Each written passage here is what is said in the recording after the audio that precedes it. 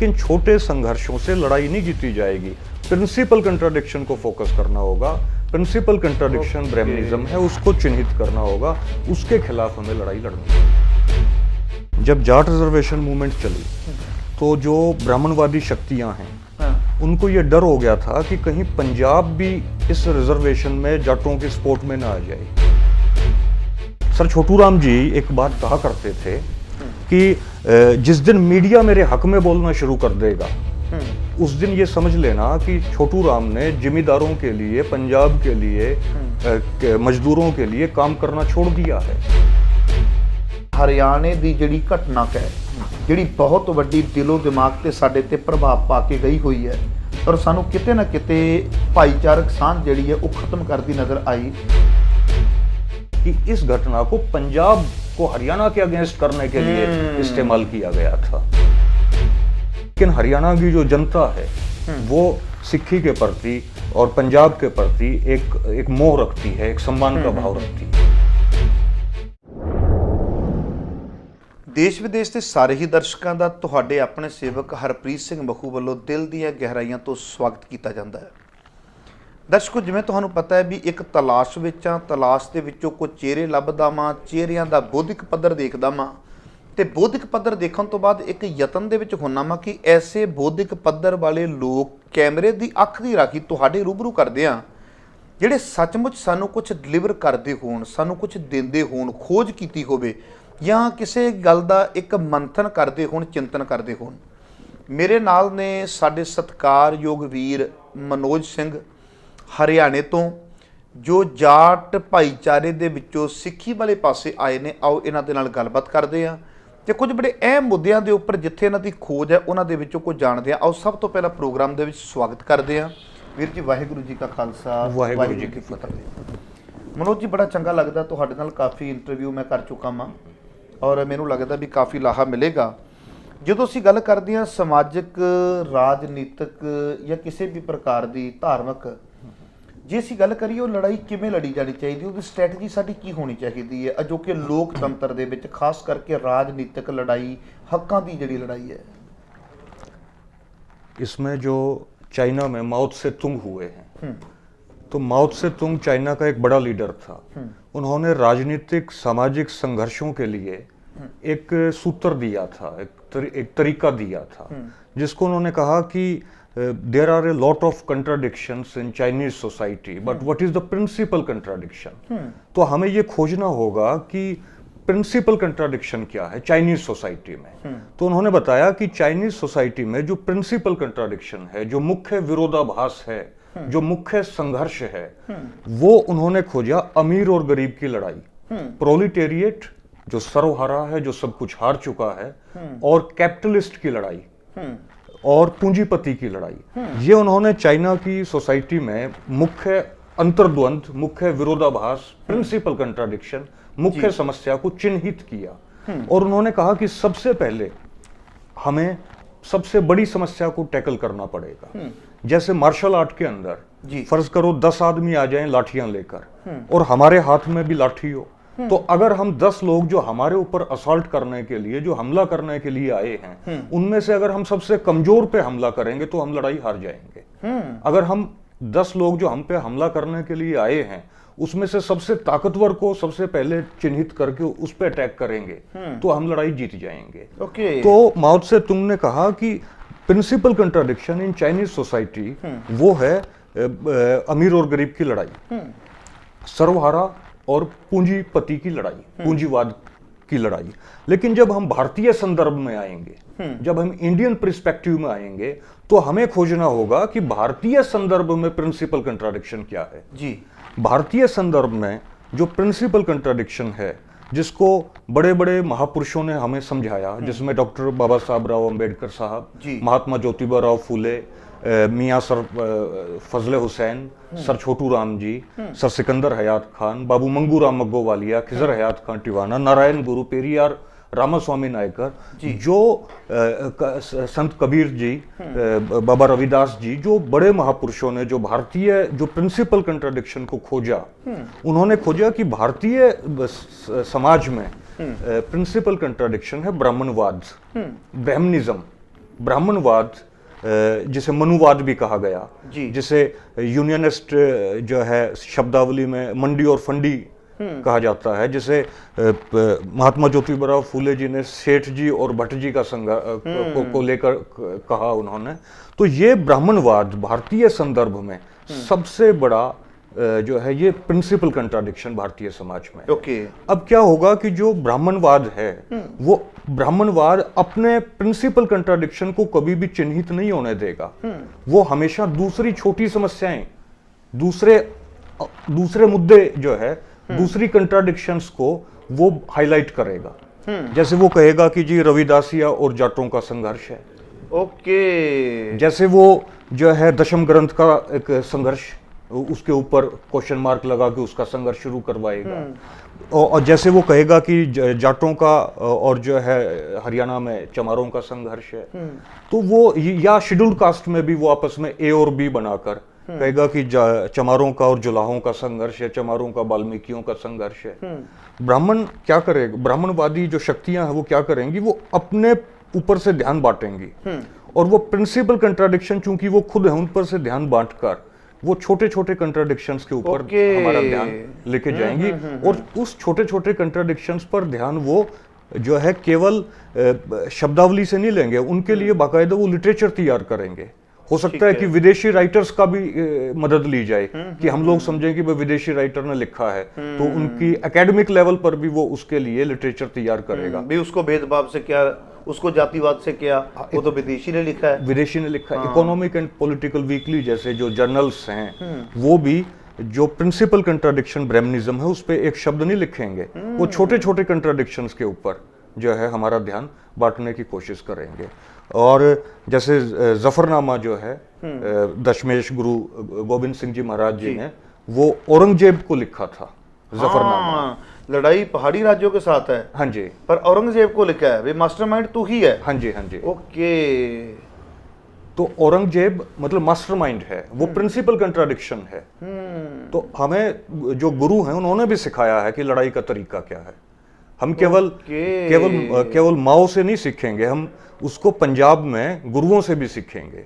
ठीक है, ठीक है। तो उन्होंने प्रिंसिपल कंट्राडिक्शन को चिन्हित किया गुरु जी ने कि भाई ये ब्राह्मण उतना बड़ा दोषी नहीं है, ब्राह्मणवाद दोषी है जी। हाँ, मतलब वो जो ब्राह्मणवाद है वो दोषी है जी। हाँ, हमें ब्राह्मणवाद को समझने की कोशिश करनी चाहिए और वो अपने ऊपर से ध्यान बांटेगा।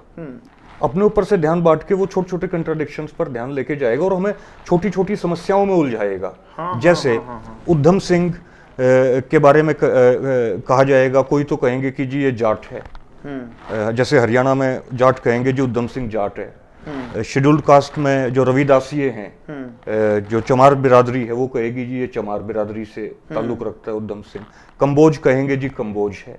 और आपस में तीनों दावेदारियां करेंगे उधम सिंह के ऊपर, आपस में लड़ेंगे। भाई इसमें लड़ने की क्या जरूरत है, तीनों मनाओ उनका जन्मदिन। कौन रोकता है? कौन रोकता है? तीनों इकट्ठे मिलके मनाओ, तीनों इकट्ठा मिलके उनके बर्थडे का सेलिब्रेशन करें, उनके जो है उनकी शहादत को सेलिब्रेट करें। लेकिन इकट्ठे नहीं करेंगे, वो लड़ेंगे इस बात के ऊपर। महाराजा रंजीत सिंह है, उसके ऊपर फैलाएंगे कि कुछ तो कहेंगे जी जाट है, कुछ कहेंगे नहीं जी सांसी थे वो। भाई आप लड़ किस लिए रहे हो फिर? देखो किसी भी महापुरुष के लिए ये बड़ी बात होती है। महाराजा आपके चौधरी चरण सिंह जी थे।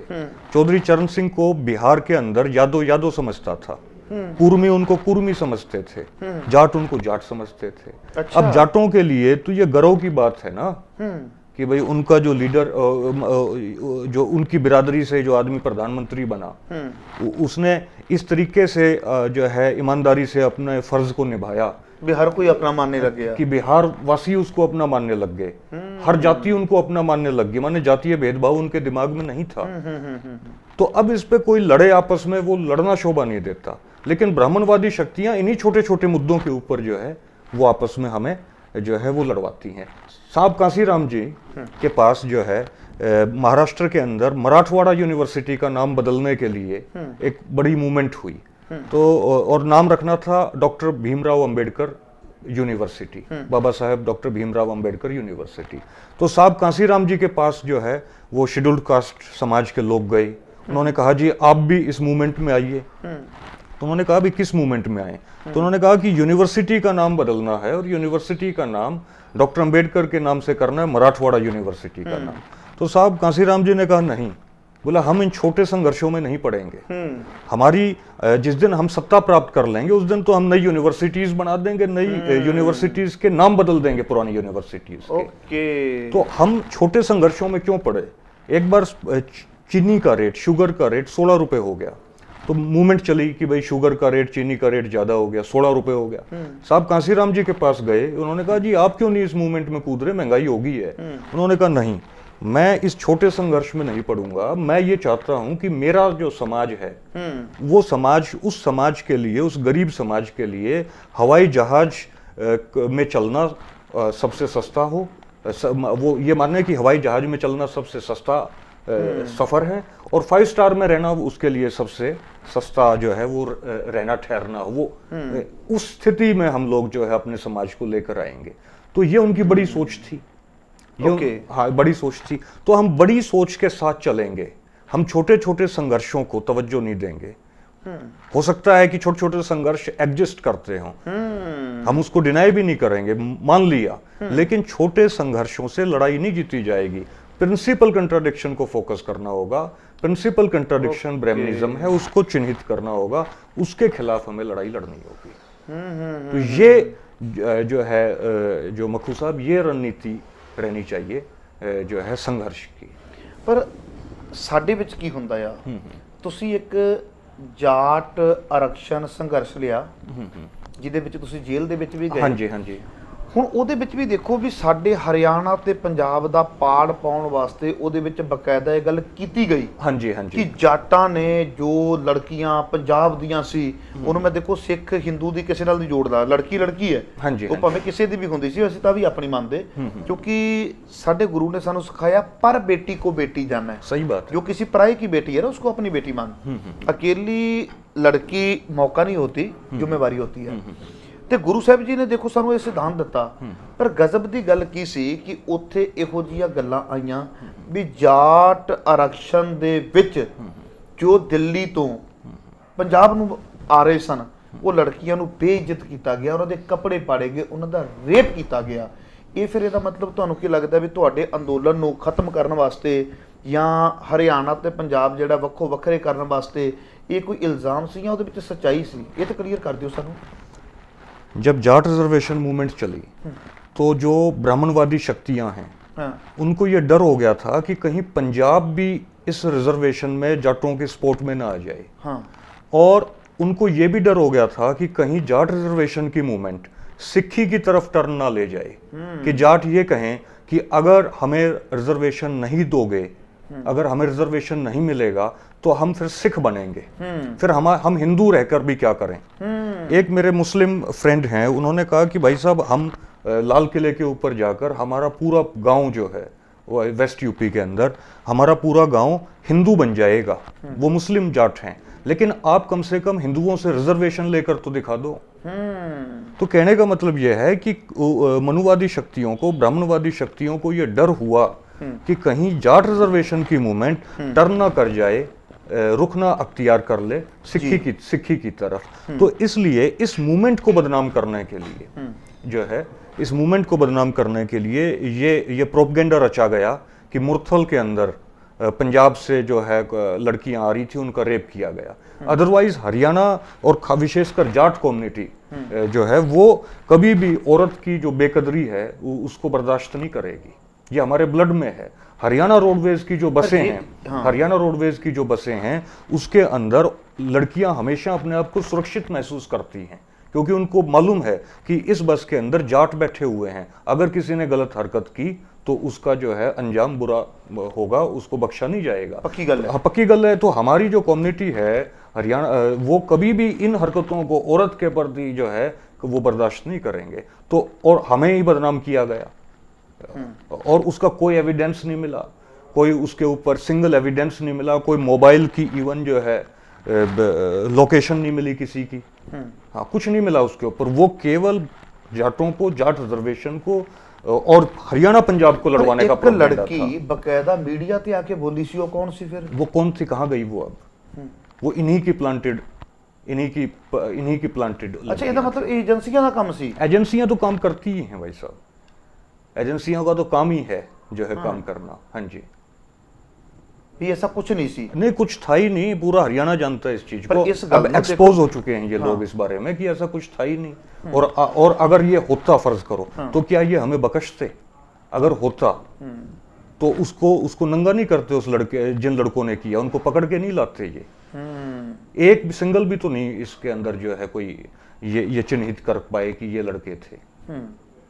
तो ये सब झूठी प्रोपगेंडे हैं इनके, और ये झूठे प्रोपगेंडे आज से नहीं चल रहे इनके सदा से चल रहे हैं। सर छोटू राम जी एक बात कहा करते थे कि जिस दिन मीडिया मेरे हक में बोलना शुरू कर देगा, उस दिन ये समझ लेना कि छोटू राम ने जिम्मेदारों के लिए, पंजाब के लिए, मजदूरों के लिए काम करना छोड़ दिया है।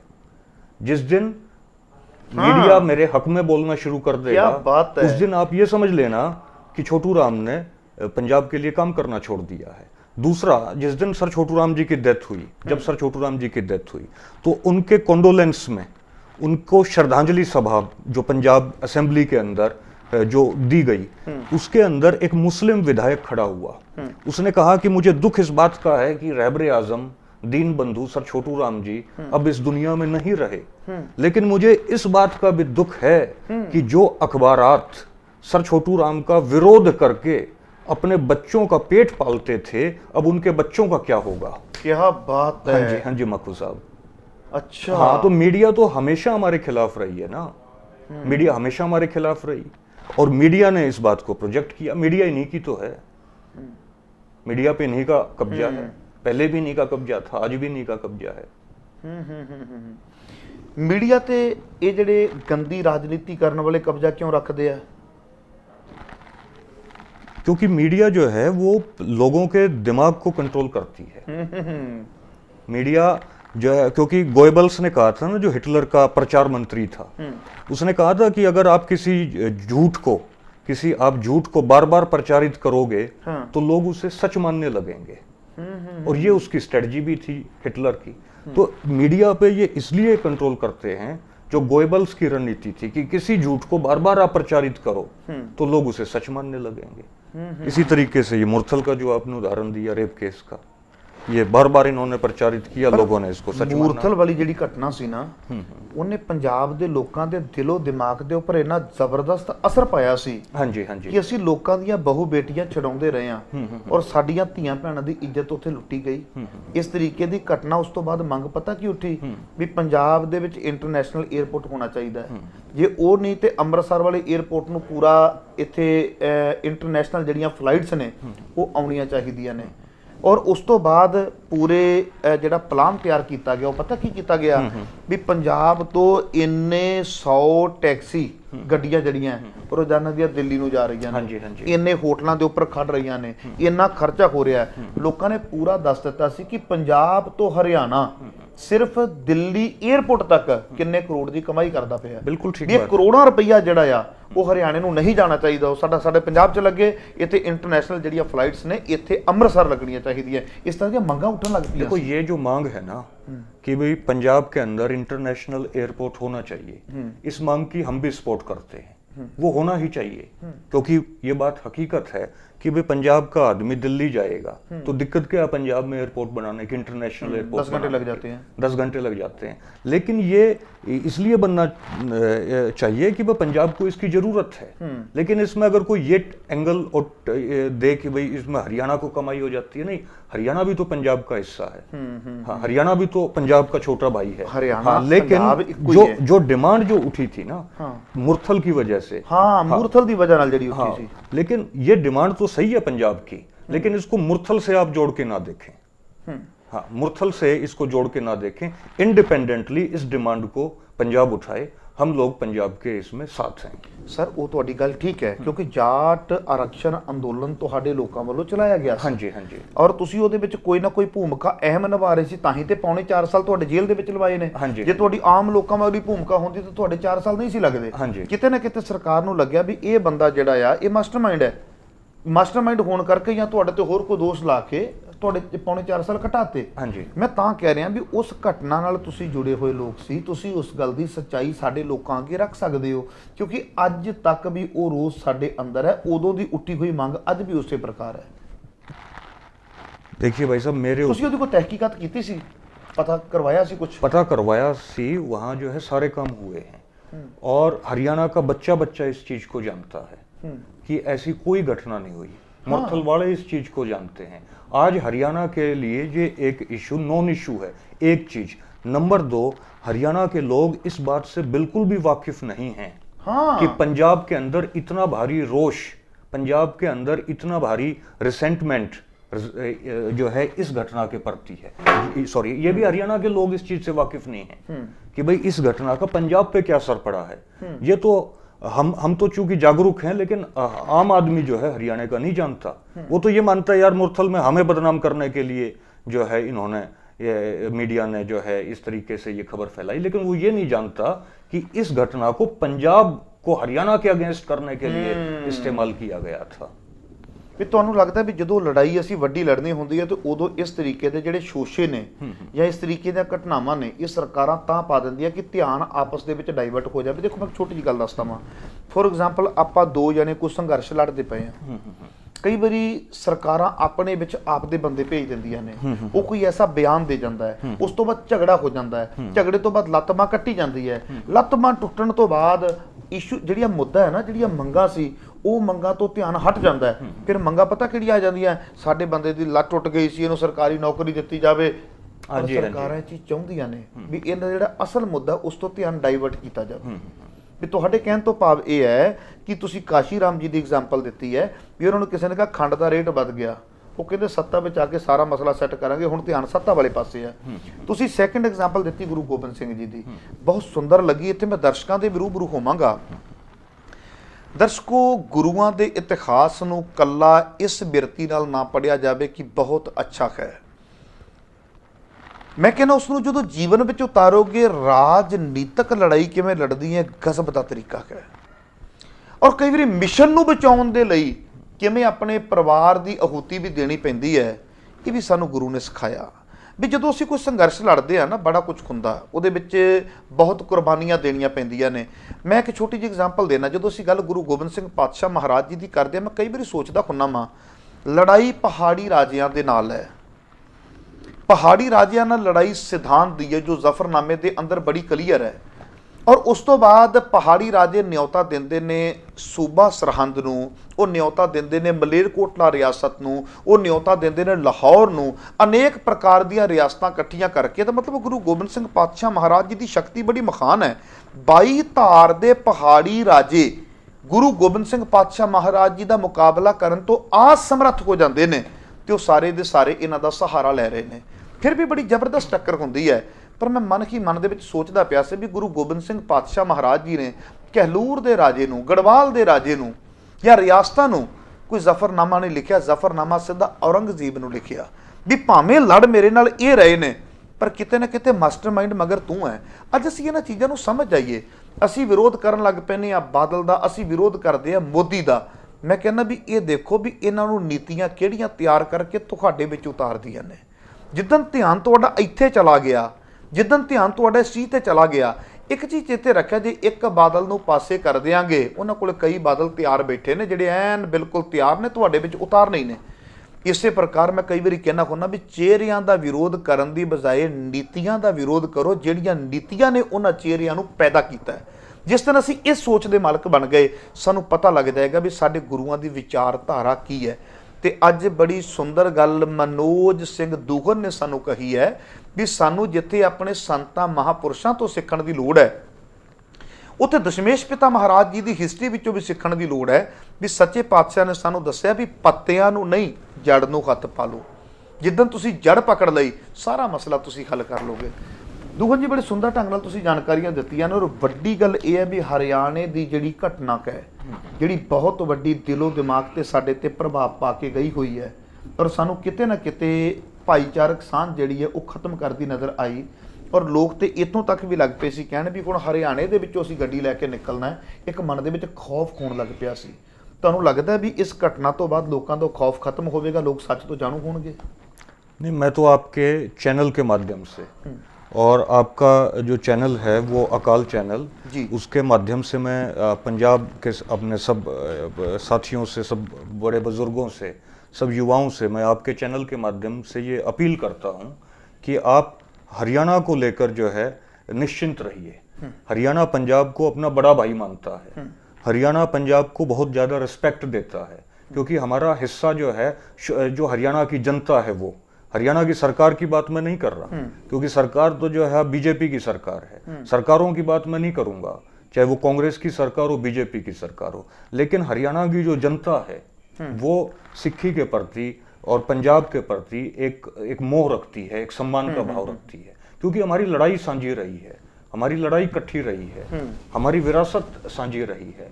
तो इसलिए हरियाणा कभी भी जो है इस तरीके की घटना नहीं कर सकता जो है जिस तरीके की घटना मीडिया प्रचारित कर रही है। हरियाणा तो इसलिए हरियाणा में से पंजाब की गाड़ियां निकलती हैं तो हरियाणा अच्छा महसूस करता है कि भाई हमारे भाई हैं ये, वो कोई दोराय नहीं है इस बात में। लेकिन मीडिया हरियाणा और पंजाब का भाईचारा हमेशा खराब करने की कोशिश करते हैं। मीडिया सही को भी गलत बताएगी। एक बार पॉप जॉन पॉल इंडिया के अंदर आए, इंडिया के अंदर जब आए तो उन्होंने कहा कि औरतों को साड़ी पहननी चाहिए, उनको लिबास जो है वो पहनना चाहिए जो ढका हुआ हो, औरतों को साड़ी पहननी चाहिए। मीडिया ने पता क्या खबर छापी? मीडिया ने छापा कि पॉप जॉन पॉल को साड़ी वाली औरतें पसंद हैं। हाँ, मीडिया जो है वो सही बात को भी गलत संदर्भ में पेश करती है, और खासकर इंडिया की जो भारतीय जो मीडिया है वो बिल्कुल विश्वसनीय नहीं है, विश्वसनीयता खो चुकी है। तो इसलिए मेरा निवेदन है कि आप बिल्कुल मीडिया पे तो भरोसा ना करें। सर छोटू राम जी कहा करते थे उसी बात पर ध्यान दें कि मीडिया तो हमारी दुश्मन है। जी बिल्कुल जी, बड़े सुंदर ढंग नाल तुसीं ये गल कीती है और ये मामला जरूर मैं चैनल ते भी लवांगा। दर्शकों, लोकतंत्र का चौथा थंब किया जाता मीडिया नूं, पर जे चौथा थंब तिलकण लग पवे, अपनी जिम्मेवारी ना निभावे तो फिर कहना पएगा भी जिस चौथे थंब ने जिहड़े 3 पिलर ने उन्हां नूं कंट्रोल करना सी, और इस चौथे लोकतंत्र दे थंब ने, पिलर ने बाकी 3 नूं दसना सी भी तेरी आ कमजोरी है, तेरी आ कमजोरी है, तेरी आ कमजोरी, पर अपने अंदर ही कमजोरियां इन्नियां लैके बैठ गया कि उन्हां तिन्नां दीयां कमजोरियां जिहड़ियां ने उन्हां नूं छुपावेगा तो फिर किवें भरोसा किया जाएगा। सो लोकतंत्र के चौथे थंब का फर्ज बनता है। ये घटना बड़ी देर तो मैं दिल दे विच रख के बैठा सा। कोई हरियाणे का वीर मैनूं मिले, उन्होंने मैं पूछा कि आखिर साडियां धीआं भैणां ने की नुकसान किया तुहाडा, असीं की कर लिया किसी का माड़ा। असीं ते वो लोग जो कदी भी हिस्टरी साडी पढ़ के वेखो, धीआं भैणां नूं छुड़ाया गया, जो गजनी के बाजारां दे विच टके टके दे उपर विकदियां सी, जिथे हसीना ए हिंद का एक मेला लगता हुंदा सी भी हिंद दीआं हसीनावां वो लुट के असीं लैके आए तो उन्हां दीआं बोलियां लगदियां हुंदियां सन, असीं छुड़ा छुड़ा के घरों घरीए पढ़ाइयां।